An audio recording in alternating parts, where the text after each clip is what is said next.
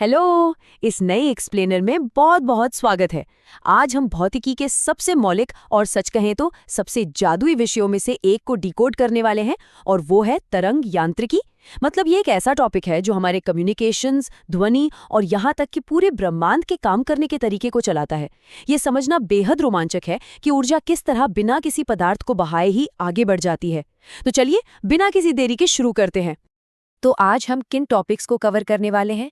सबसे पहले देखेंगे कि तरंग आखिर है क्या, फिर अनुप्रस्थ और अनुदैर्ध्य तरंगे, उसके बाद तरंग समीकरण की व्याख्या, फिर तरंग की चाल की गणना, अध्यारोपण और परावर्तन, और अंत में अप्रगामी तरंगे और विस्पंद। अब एक बहुत ही दिलचस्प सवाल है। बिना हवा के झोंके के एक इंसान की आवाज कमरे के एक कोने से दूसरे कोने तक कान में कैसे पहुंच जाती है? मतलब यहां से वहां तक भौतिक रूप से कुछ भी नहीं गया, फिर भी आवाज पहुंच गई। यही तो तरंगों का असली रहस्य है। बिना किसी द्रव्यमान के स्थानांतरण के ऊर्जा का एक जगह से दूसरी जगह पहुंचना, ये प्रकृति का एक अद्भुत चमत्कार है। तो सबसे पहले आते हैं हमारे पहले टॉपिक पर, तरंग आखिर है क्या? इसे हम गति में ऊर्जा कह सकते हैं। ऊर्जा का संचरण कैसे होता है, इसे समझने के लिए एक स्प्रिंग या कमाने की कल्पना करते हैं। जब हम एक सिरे को खींचते या धक्का देते हैं तो एक कंपन दूसरे सिरे तक जाता है। लेकिन ध्यान देने वाली बात यह है कि स्प्रिंग का हर हिस्सा बस अपनी ही जगह पर थोड़ा आगे पीछे होता है, बिल्कुल रेलवे स्टेशन पर खड़ी ट्रेन के डिब्बों की तरह। इंजन पहले डिब्बे को धक्का देता है और वो धक्का आखिरी डिब्बे तक पहुंच जाता है, पर ट्रेन पूरी की पूरी अपनी ही जगह पर खड़ी रहती है। अब जरा इस नंबर पर गौर कीजिए, 299,792,458 मीटर्स प्रति सेकंड। ध्वनि या स्प्रिंग जैसी यांत्रिक तरंगों को आगे बढ़ने के लिए हवा या पानी जैसे माध्यम की जरूरत होती है, लेकिन प्रकाश जैसी विद्युत चुंबकीय तरंगों को किसी माध्यम की परवाह नहीं है। वो निर्वात में यानी वैक्यूम में भी लगभग 3 लाख किलोमीटर प्रति सेकंड की अविश्वसनीय स्पीड से दौड़ती हैं। ये सच में हैरान करने वाला है। अब बढ़ते हैं दूसरे हिस्से की तरफ, अनुप्रस्थ और अनुदैर्ध्य तरंगें यानी विस्थापन की दिशा। इन दोनों को समझना बहुत आसान है।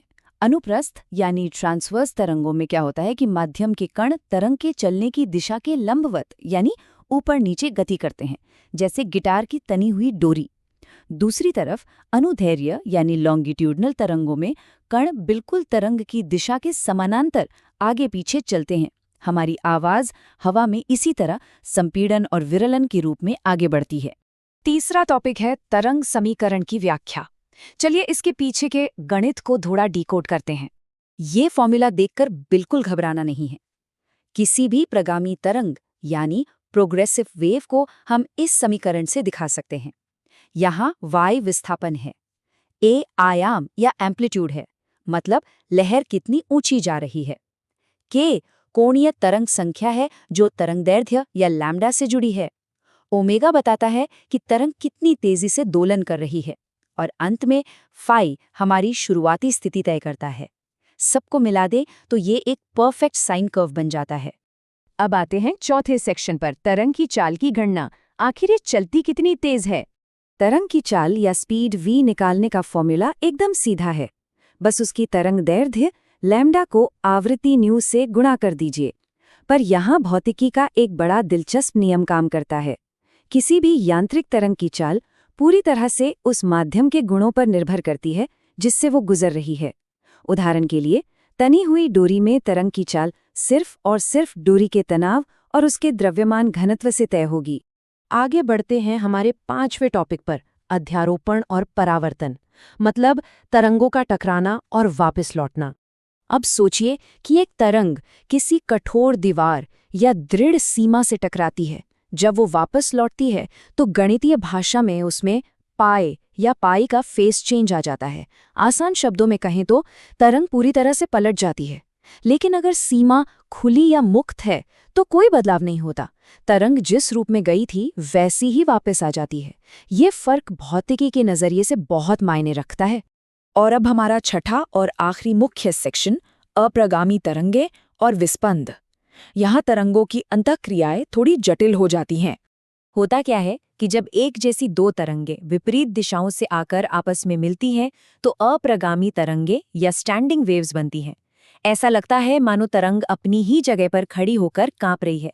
इसमें कुछ पॉइंट्स ऐसे होते हैं जो बिल्कुल नहीं हिलते, उन्हें हम निस्पंद या नोड्स कहते हैं, और जहां सबसे तेज कंपन होता है उन्हें प्रस्पंद या एंटी नोड्स कहते हैं।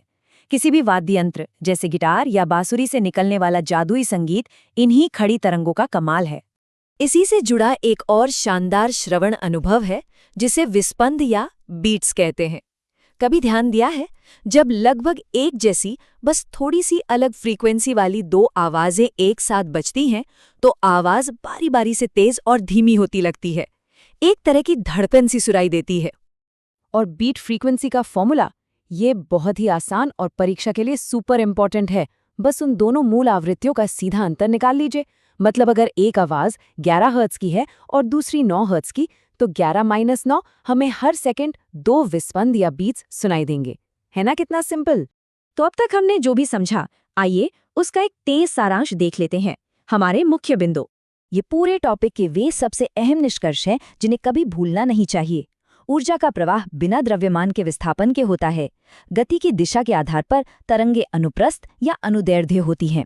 हमने प्रगामी तरंग का ज्यावक्रीय समीकरण देखा, यह जाना कि चाल माध्यम पर कैसे निर्भर करती है, बाउंड्री से टकराने पर फेज कब पलटता है, और फाइनली तरंगों के एक साथ मिलने से अप्रगामी तरंगे और विस्पंद कैसे बनते हैं।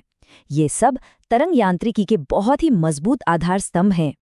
तो इन सब बातों के साथ आइए एक बहुत ही गहरे और रहस्यमयी सवाल पर आज का एक्सप्लेनेटर खत्म करते हैं। हमने देखा कि ध्वनि जैसी यांत्रिक तरंगों को एक माध्यम चाहिए होता है, लेकिन आधुनिक भौतिकी में द्रव्य तरंगों या मैटर वेव्स की बात होती है जो इलेक्ट्रॉनों और परमाणुओं से जुड़ी हैं। अगर ठोस पदार्थ खुद ही एक तरंग की तरह बर्ताव करने लगें तो भौतिकी के ये नियम उस रहस्यमयी क्वांटम दुनिया में कैसे बदल जाएंगे? ये सच में सोचने वाली बात है जो भौतिकी के अगले बड़े अध्याय का दरवाजा खोलती है। इस एक्सप्लेनेटर में साथ बने रहने के लिए बहुत बहुत धन्यवाद। उम्मीद है ये सफर ज्ञानवर्धक रहा होगा।